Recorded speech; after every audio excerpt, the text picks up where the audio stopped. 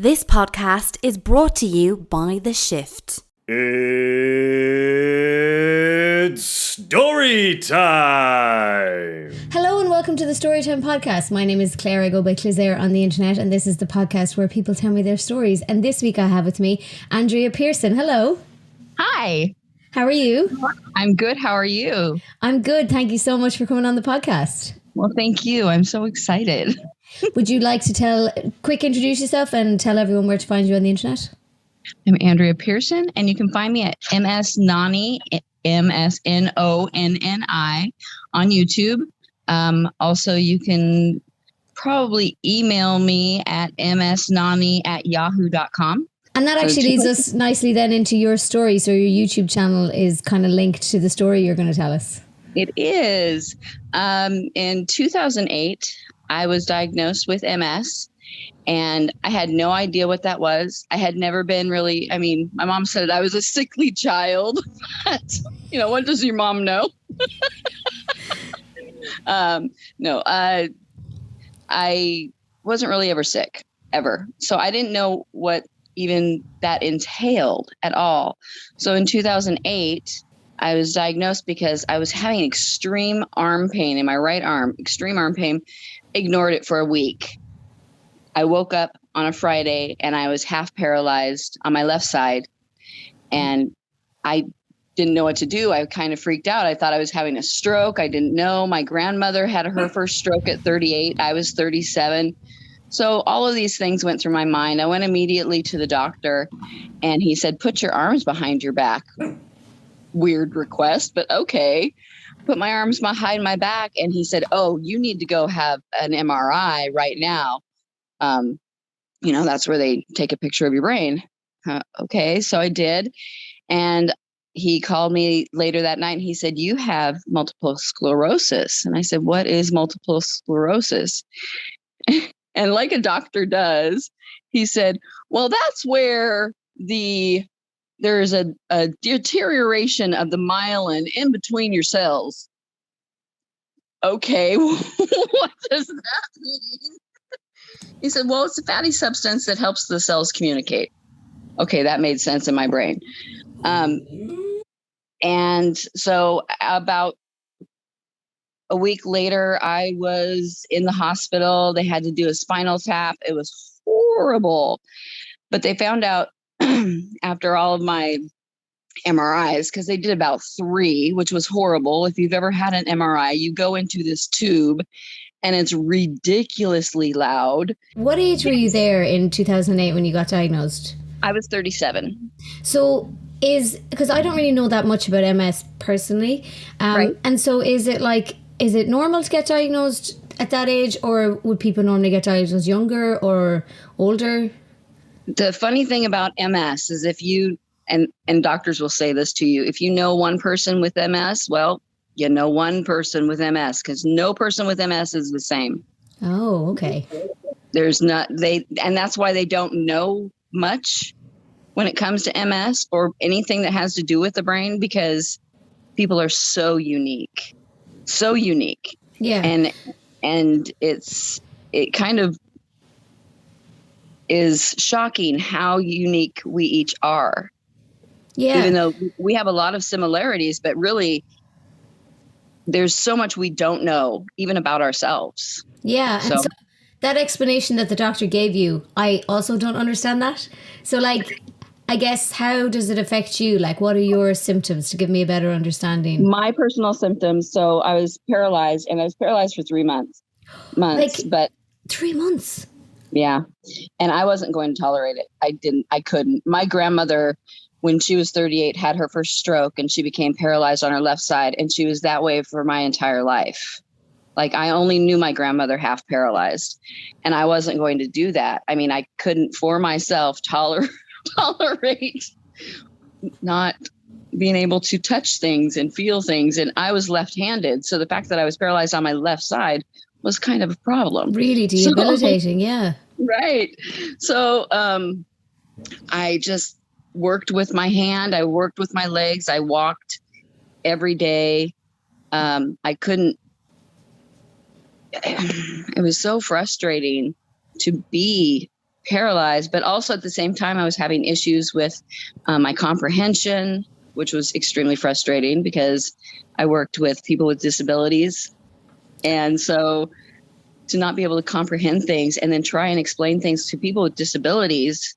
I mean, the people I was dealing with, I mean, they were at a college level, so they were able to understand most things, but you had to be specific. And if most of the time I'm not able to be very specific, I'm really broad now.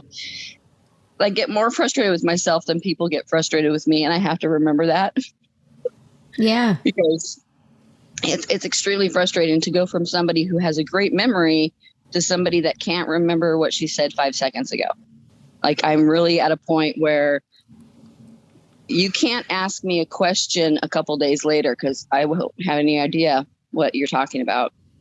I mean, it's very frustrating. So memory loss is a big thing for me. My sensation in my hand is still pretty limited. But I can write kind of, but it looks like a kindergartner's writing or a 5-year-old's writing. I can't. I used to like practice my handwriting and it was beautiful. And now it's not so beautiful anymore. But I need to try and get back on track. I'm probably throwing you off with all my questions. No, you're fine. In the period that you were paralyzed on your left side, so you couldn't use your left arm, did you have to learn to like write with your right hand just in that interim period? Actually, when I was 4 years old, I broke my right arm. And so I was right-handed in the beginning. And then I learned how to write with my left hand. And for whatever reason, if I'm standing up, like writing on a chalkboard or a whiteboard, I can write with my right hand. But if I'm sitting down at a piece of paper, there's no way. There's no way. I tried, but it's not. So you got your movement back then in your arm. Like, that's amazing. How did you accomplish that? Your left arm, sorry, excuse me. I'm stubborn. No one was going to tell me you can't do it. No one was going to say, you're never going to walk again, because that wasn't an option. I'm not going to tolerate that for myself, because I'm kind of a bitch that way when it comes to myself. But yeah, I literally walked through it. Wow. I just decided in my mind, I was like, no, that's not going to happen. I'm not going to just sit as I'm just sitting.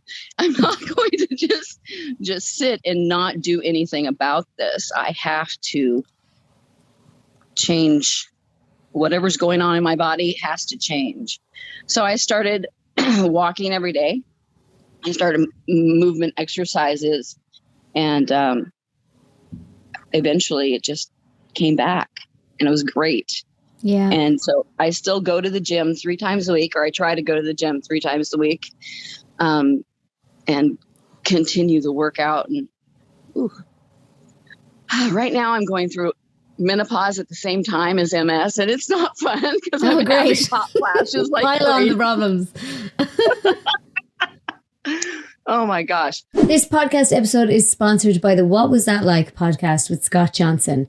If you like Storytime with Clisare, you will love Scott's podcast, which features real people in unreal situations. Every episode, What Was That Like, features a guest with a unique, amazing, or incredible story told from a first-person perspective. The podcast is a really immersive audio experience. For example, some of the episodes feature things like real call audio from 911 calls.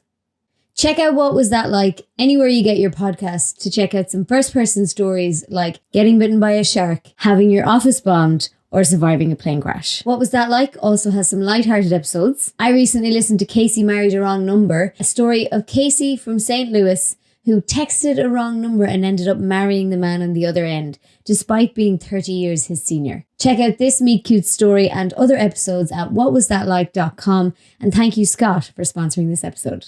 MS can be extremely debilitating, extremely. Like, you feel like you've lost your mind. You feel like you've lost all sense of who you used to be, which is extremely frustrating. But the greatest thing ever happened to me after they told me, hey, by the way, you have 102 lesions, which are basically holes, or those cells, 102 cells are not talking to each other. But one thing that did happen is if somebody told me, let's just say 20 years ago, if somebody said, close your eyes and imagine the most beautiful beach at sunset, I couldn't do it. There was no way. I saw nothing. I close my eyes, I see darkness. That's it. Now I close my eyes. If somebody, says something descriptive, I can see it. I can see it perfectly. And it's so awesome. That makes me so happy, which is a strange thing to be happy about, I guess. But it makes me happy because I never could. And my mom's an artist. And so she always could see. She basically could see your words. She would say, I can see your words. I couldn't do that. I couldn't see colors. I couldn't see anything in my mind. And now I can see, and it's great. It's fun. And how did that come about?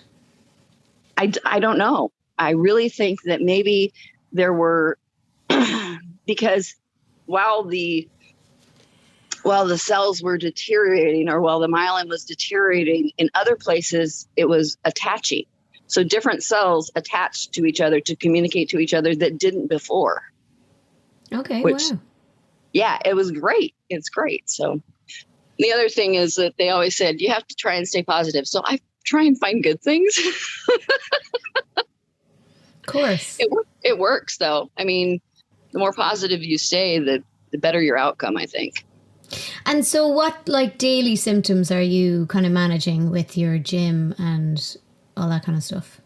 Do you have any? The primary thing that the gym helps with is the tingly sensation that I get.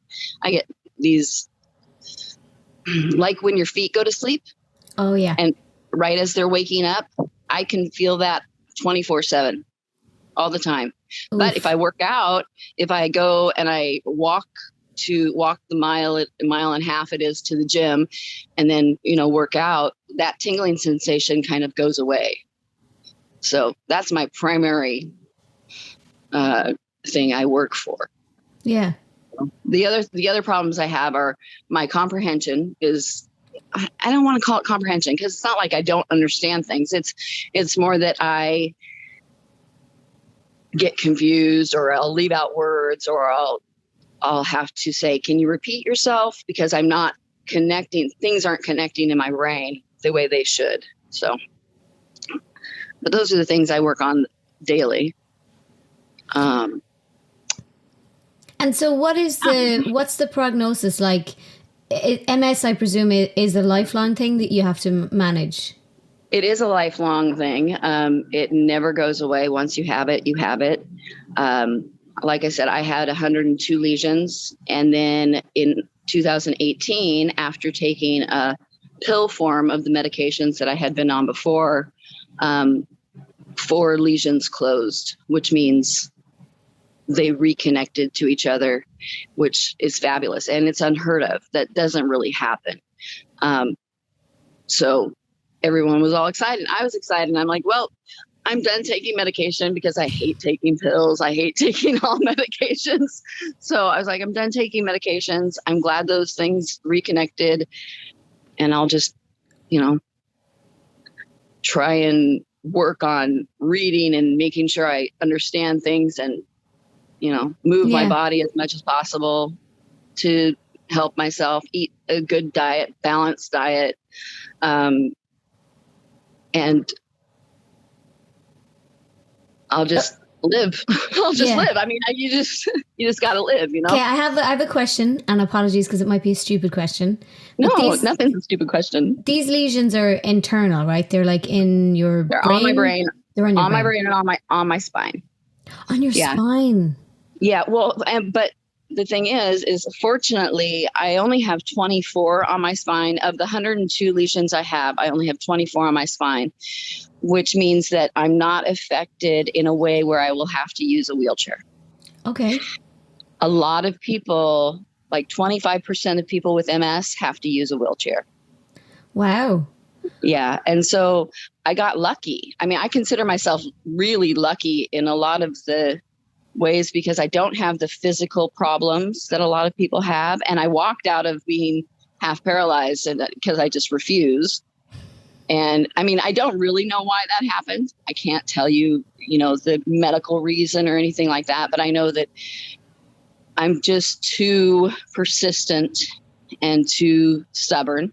Yep. And to not be active, to not be able to be active. It's not even a reasonable thought in my head that I wouldn't continue to move throughout my life. Yeah.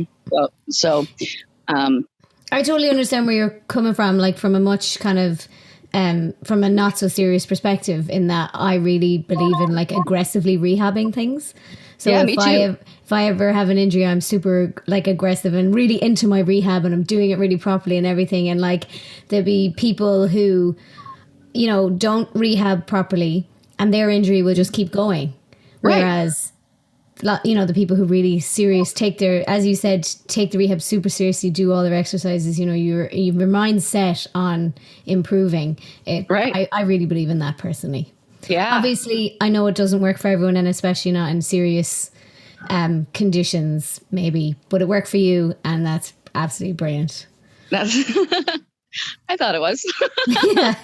And so tell me a little bit about your YouTube channel then. So you have a YouTube channel. Is this where you talk about your experience? I just babble at the camera. Same. I haven't, what's funny is lately YouTube has been throwing me old YouTube videos of people that I watch. You come up a lot from 4 years ago. 4 years ago, and the beanbag chairs with Storytime with Clisare.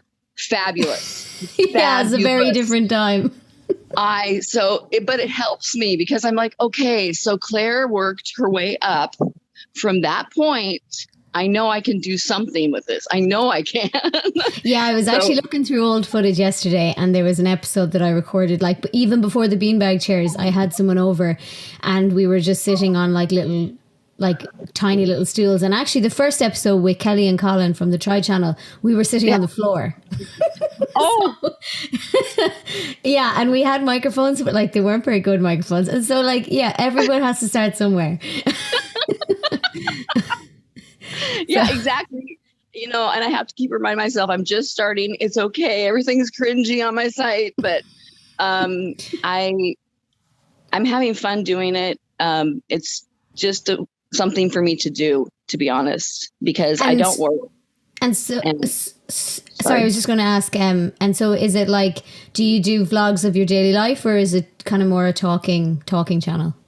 It's daily life. It's telling stories about my past. I'm writing a book, so It's kind of stories from my book.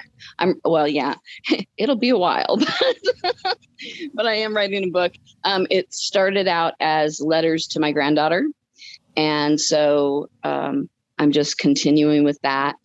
And because I feel like everyone needs to be able to leave a piece in themselves when they die. There needs to be some memory. And so, I went to school to be an anthropologist. And so I have very close ties to the idea that what we leave on Earth is very important, and I want it to be important. I want something I do in this life to be important because I feel like I haven't done it yet. I'm still searching, so maybe YouTube's my way to do something for this world. I don't know. Yeah. Remind everyone what to search and how to spell it. It's MS Nonni, Nonni. And then if you're going to email me, it's msnonni @Yahoo, but it's all MSN are all capitalized, and then it's ONNI at yahoo.com. So I have to ask, why Nonni? Nonni is what my grandchildren call me. Oh, that is so cute. Thank you so much for coming on the podcast and sharing your story. It was so nice to meet you. I'm so excited. It was really nice to meet you too. Please, everybody, go check out Andrea's YouTube channel. Thank you. And thank you so much for coming on. Thank you. I really appreciate it. I'm sorry I babbled so much. I just get really, I start to get energized, and my heart starts to pound, and I go, blah, blah, blah. Oh, that's exactly what I want in a podcast guest. Thank you guys as well for listening. If you listened on the audio platforms, please give us a review. It's really helping us out. And if you listen on YouTube, don't forget to give the video a like and subscribe, and check out Andrea's channel over at MS Nonny. Yes. And I'll see you next week. Bye. This podcast was brought to you by The Shift. For more like this, check out theshift.ie.